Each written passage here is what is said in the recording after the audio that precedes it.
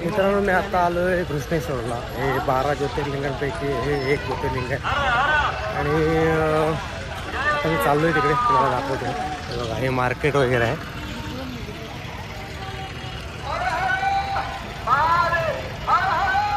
पूजा चालू आहे तिकडे. आरतीचा टाइम झालाय. हा, आरतीचा टाइम चालू आहे. आरती चालू आहे. हे मार्केट आहे.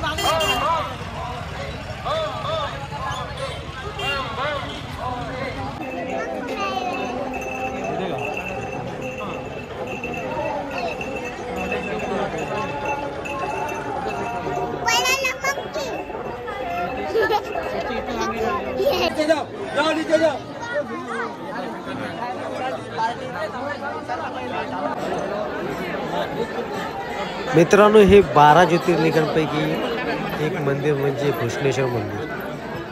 हे मंदिर औरंगाबाद जिल्ह्यातील वेरूळ तालुक्यात स्थित आहे.